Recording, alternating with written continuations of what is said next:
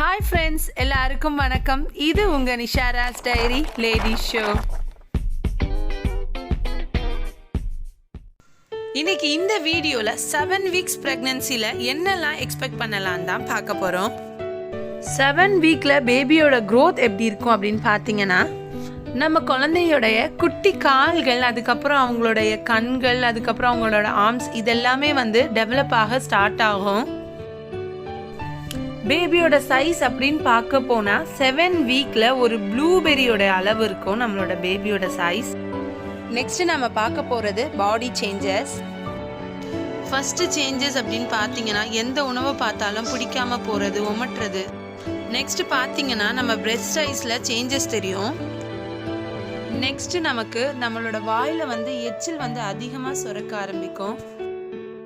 அடிக்கடி யூரின் போகணுன்ற மாதிரி ஒரு ஃபீல் இருக்கும். நம்ம ஃபேஸ்லேயும் கொஞ்சம் சேஞ்சஸ் தெரிய ஆரம்பிக்கும். ஸ்கின் பிரேக் அவுட் ஆகும், அதுக்கப்புறம் பிம்பிள்ஸ் வரும். நெக்ஸ்ட் நம்ம பார்க்க போகிறது இந்த வீக்கில் எந்த மாதிரியான சிம்டம்ஸ் இருக்கும். மார்னிங் சிக்னஸ் நமக்கு அதிகமாக ஆரம்பிச்சிருக்கும். நெக்ஸ்ட்டு நம்மளோட பிரெஸ்ட் சைஸ் அதிகமான மாதிரி ஃபீல் ஆகும். நெக்ஸ்ட்டு நம்ம வயிறு உபசமாக தோண ஆரம்பிக்கும். எது சாப்பிட்டாலும் ஒரு மாதிரி மந்தமாக வயிறு ஃபுல்லான மாதிரி ஒரு ஃபீல் இருக்கும். 7th வீக்கில் நமக்கு கொஞ்சம் கொஞ்சமாக அந்த பெல்விக்கில் கிராம்ப் ஆகுற மாதிரி ஃபீல் ஆகும். அதுவும் ரொம்ப மைல்டாக தான். நெக்ஸ்ட் பார்த்தீங்க அப்படின்னா நமக்கு மூட் சேஞ்சஸ் அதிகமாக இருக்கும். அதாவது ஹார்மோன் சேஞ்சஸ் இருக்கும். திடீர்னு கோவப்படுவோம், திடீர்னு சந்தோஷமான ஒரு ஃபீல் இருக்கும்.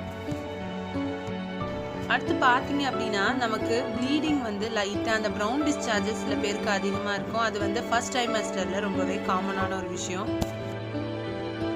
அடுத்தது நம்ம பார்க்க போகிறது டயட் பிளான். இப்போ நம்ம பார்க்க போகிறது 7 வீக்ஸ் ப்ரெக்னென்ட் இருக்க லேடி என்ன விதமான உணவுகள் சாப்பிடலாம் அப்படின்னு. அதில் ரொம்பவே முக்கியமானது காய்கறிகளை அதிகமாக நம்ம எடுத்துக்கிறது. பிறக்க போகிற குழந்தைக்கும் சரி, நம்மளோட உடலுக்குமே ப்ரெக்னெண்ட்டாக இருக்கும்போது நிறைய சத்து தேவைப்படுது. ஸோ அந்த விட்டமின்ஸ்க்காக நம்ம காய்கறியை சாப்பிட்றது ரொம்பவே முக்கியமான விஷயம். ப்ரெக்னெண்ட்டாக இருக்க லேடி அட்லீஸ்ட் ஒரு நாளைக்கு 3 விதமான பழத்தில் கொஞ்சமாவது சாப்பிடணும். அது நம்ம உடலுக்கும் வலிமை தரது மட்டும் இல்லாத நம்ம குழந்தையோட ஆரோக்கியத்துக்குமே ரொம்பவே முக்கியமான அத்தியாவசியமான ஒரு விஷயமா இருக்குது. ஒரு சில ஃப்ரூட்ஸ் சில பேருக்கு ஒத்துக்காது. அதாவது நம்ம பாடி ஹீட் பாடியாக இருந்துச்சுன்னா அவங்க ஒரு சில ஃப்ரூட்ஸை அவாய்ட் பண்ணணும். அது தன்னோட உடலுக்கு ஏற்ற மாதிரி அதை பார்த்து நீங்கள் சாப்பிடுங்க. ஃபர்ஸ்ட் ட்ரைமாஸ்டரில் நம்ம உடலுக்கு அதிகமாக கால்சியம் தேவைப்படுது. அதுக்காக நம்ம அதிக டைரி ப்ராடக்ட்ஸை எடுத்துக்கலாம். நைட்டில் தூங்கும்போது அட்லீஸ்ட் ஒரு கிளாஸ் பால் நம்ம குடிக்கணும். பன்னீர் நம்ம அதிகமாக எடுத்துக்கலாம். ஒரு நாளைக்கு ஒரு 1/2 கப் அந்த மாதிரி பன்னீர் எடுத்துக்கலாம். ப்ரெக்னென்ட் லேடிஸ்னு மட்டும் இல்லாமல் நம்ம நார்மலாக நம்ம அன்றாட வாழ்க்கையில் ப்ரோட்டீன்ஸ் நமக்கு ரொம்பவே முக்கியமான ஒரு விஷயம். அதனால் டெய்லி ஒரு கைப்பிடி அளவுக்கு நட்ஸ் சாப்பிட்ற மாதிரி வச்சுக்கோங்க. அது உங்களுக்கும் சரி, உங்களுடைய குழந்தையோட ஆரோக்கியத்துக்குமே ரொம்பவே முக்கியமான விஷயமா இருக்குது. இந்த மாதிரி ஆரோக்கியமான நம்ம உணவுகளை நம்ம உட்கொள்றதுனால நம்ம குழந்தைகள் எந்த விதமான குறைபாடுமே இல்லாமல் பிறக்கிறதுக்கு அதிக வாய்ப்புள்ளது. சாப்பிட பிடிக்கலனாலும் நீங்கள் சாப்பாடை ஸ்ப்ளிட் பண்ணி எல்லா விதமான சத்தும் உங்கள் உடம்புக்கு கிடைக்கிற மாதிரி சாப்பிடுங்க. இந்த வீடியோ உங்களுக்கு ரொம்பவே யூஸ்ஃபுல்லாக இருக்கும்னு நம்புகிறேன். இந்த வீடியோ உங்களுக்கு பிடிச்சிருந்தா மறக்காமல் என்னோட சேனலை சப்ஸ்கிரைப் பண்ணுங்கள், லைக் பண்ணுங்கள்,